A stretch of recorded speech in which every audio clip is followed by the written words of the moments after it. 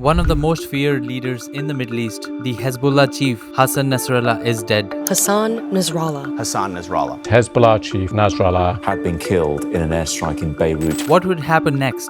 How would Iran react? What about Israel, a country that has been in conflict with Hezbollah for decades? This recent development could escalate a major conflict across the Middle East. Let's break down the whole situation and analyze what might happen next in Israel and Iran conflict and what the future could look like for Middle East. Who was Hassan Nasrallah? Born in 1960 in Beirut, Lebanon, Nasrallah became one of the most powerful figures in Middle East. He became the Secretary-General of Hezbollah in 1992 after the previous leader was killed by Israeli forces. Nasrallah was known for his fiery speeches and his staunch opposition to Israel. Under his leadership, Hezbollah became a powerful military force, often called a state within a state, in Lebanon. Hezbollah isn't just a political party, they have their own army, intelligence services, and even hospitals and schools. But the most defining role of Hezbollah is standing against Israel. Hassan Nasrallah had close ties with Iran, which funds and supports Hezbollah. This relationship is significant because Hezbollah isn't just a Lebanese group, it is a tool for Iran's influence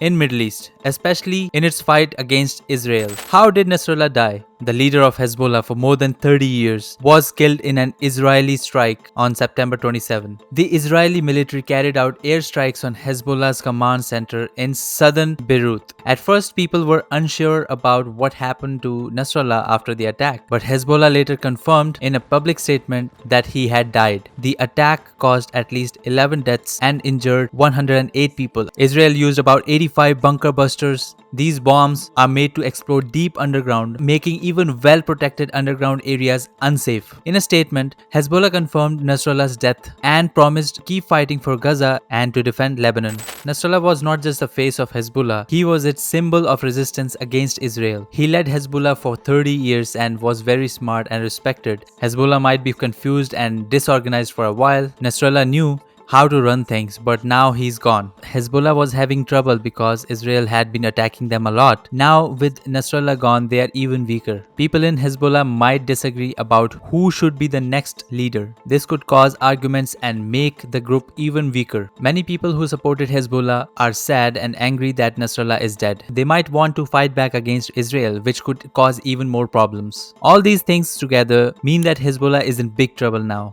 Now let's talk about Iran. Iran has been the biggest supporter of Hezbollah since its formation. Iran provides Hezbollah with funding, weapons, and training, all with the goal of expanding its influence in the Middle East and also countering Israel. Iran might feel pressure to respond either by increasing its support for Hezbollah or by retaliating against Israel directly. Iran has been known to use proxy groups like Hezbollah to remain in the fight. So even if they didn't directly attack Israel, they could encourage Hezbollah or other militants to do so. This situation could lead to an escalation between Iran and Israel even further. Israel has carried out hundreds of airstrikes against Iranian targets in Syria. Nasrallah's death could give Israel more justification to ramp up their attacks. For Israel, Nasrallah's death presents both an opportunity and a risk. On one hand, death of such a powerful enemy could be seen as a victory. His death could lead to a weakened Hezbollah, giving Israel a chance to strike harder against the group and weaken its power. But there's also a risk of retaliation.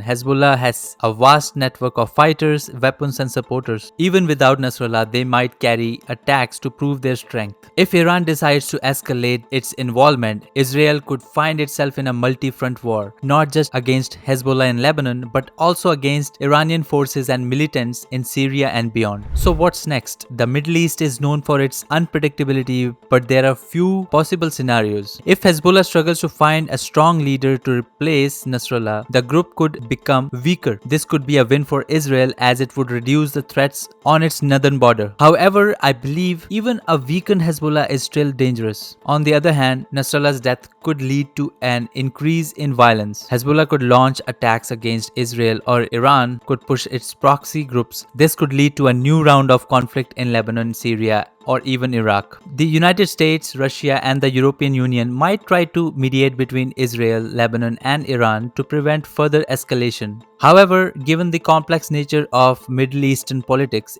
this will be a difficult task for them. Hezbollah is not just a military group. They are a major political player in Lebanon. With Nasrallah gone, other political leaders in Lebanon might try to challenge Hezbollah's dominance. This could lead to more instability in the country that is already facing economic collapse and political gridlock. For years, Iran and Israel has been engaged in a shadow war across the Middle East. This war has been fought through proxy groups like Hezbollah, cyber attacks, and targeted assassinations. Nasrallah was a key figure in this conflict, and his death could shift the balance of power. Iran might use this opportunity to increase its support for other groups in the region. These groups could carry out strikes against Israel in retaliation for Nasrallah's death. On the other hand, Israel might use this opportunity to ramp up its attacks against Iranian targets in order to weaken Iran's influence in the region. Finally, let's take a step back and look what it all means for Middle East as a whole. The region is already in the state of chaos with multiple wars and conflicts happening simultaneously.